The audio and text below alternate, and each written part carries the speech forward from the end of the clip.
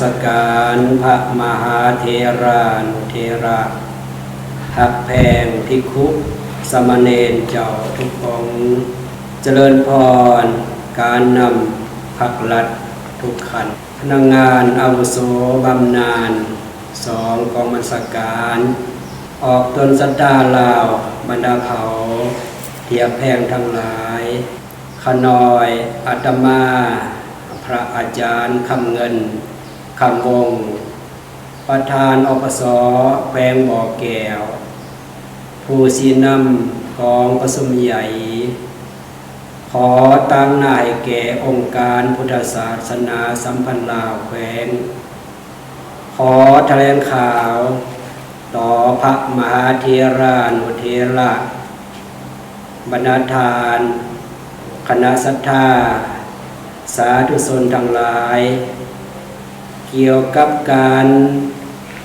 เปิดกองประชุมใหญ่ผู้แทนพระสงฆ์ทั่วแขวงบ่อแก้วสมัยที่8ซึ่งจะได้เปิดขึ้นในวันพุธที่19พฤศจิกายน2025พ.ศ. 2568แฮม14ค่ำเดือน12ลาวดังนี้โดยปฏิบัติตามคำสั่งของทานประธานศูนย์กลางองค์การพุทธศาสนาสัมพันธ์แห่งสปป.ลาวฉบับเลขที่03อปสลงวันที่4พฤศจิกายน2024ว่าด้วยการกะเกียมกองประชุมใหญ่อปสแขวงนครหลวงและเมืองก็คือดำรัสของทานนายกรัฐมนตรีฉบับเลขที่189นย.ลงวันที่3เมษายน2023ว่าด้วยการรับรองและประกาศใส่ธรรมนูญสงฆ์ลาวฉบับปรับปรุงปีพ.ศ. 2565หมวดที่5มาตรา33ขอตกลงของทานเจ้าแขวงบ่อแก้วฉบับเลขที่674จคบก.ลงวันที่1สิงหาคม2022ว่าด้วยการรับรองและประกาศใส่สังฆบัญญัติเกี่ยวกับการจัดตั้งและการเคลื่อนไหวของอปสแขวงบ่อแก้วกองประชุมใหญ่ครั้งนี้มีจุดประสงค์คือ 1. เพื่อสรุปรายงานคืนมติกองประชุมใหญ่ผู้แทนพระสงฆ์ทั่วแขวง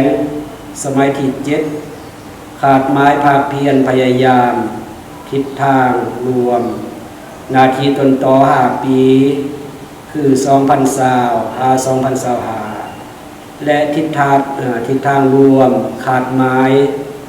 สู่ส้นเจรดานใน5ปีคือปี2026-2030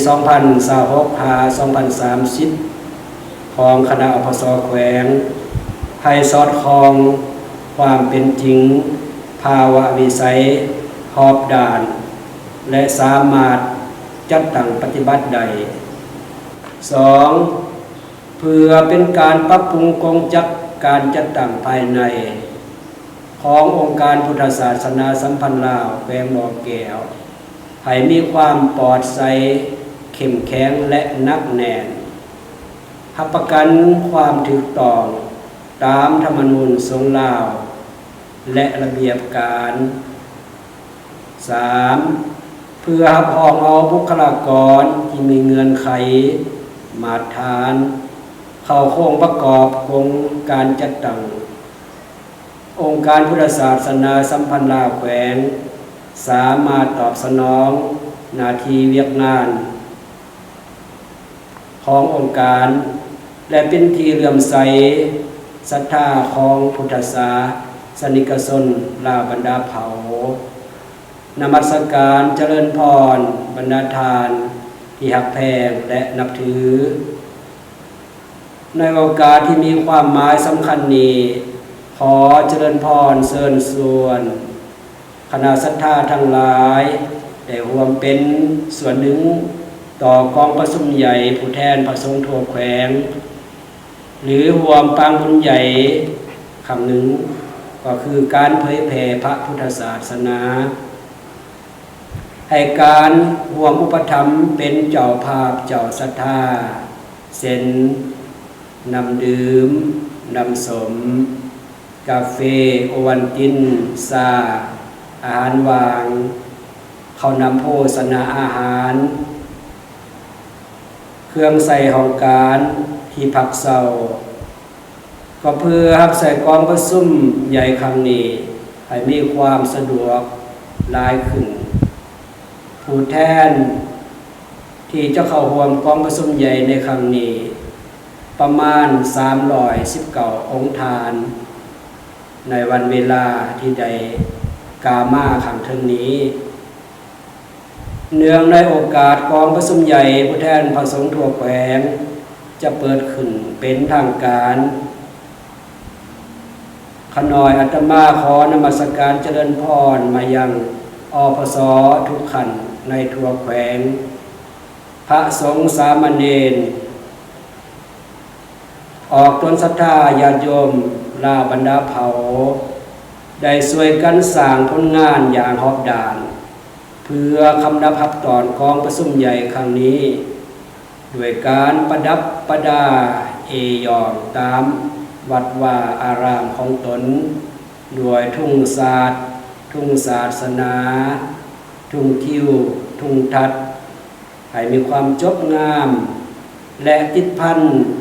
กับการเฉลิมฉลองวันศาสตร์ที่2ธันวาครบรอบ50 ปีที่จะมาถึงนี้ให้มีบรรยากาศฟดฟื้นเบิกบานมวลซืนตามวัฒนธรรมให้ผลเด่นด้วยมากผลอันดีงามอีกเทื่อหนึ่ง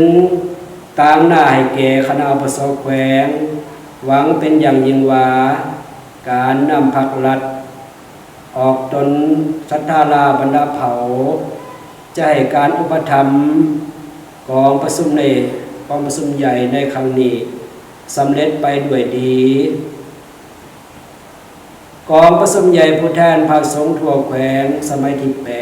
8จะได้เปิดขึ้นอย่างเป็นทางการในวันพุธที่19 พฤศจิกายน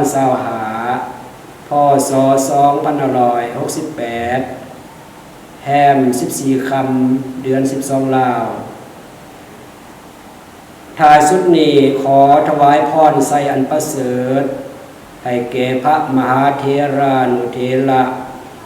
พระสงฆ์สามเณรทุกองค์จงมีสุขภาพเข้มแข็งพลานามัยที่สมบูรณ์เป็นองค์โพไซให้แก่ศิษยานุศิษย์และออกตนศรัทธาลาบรรดาเผ่า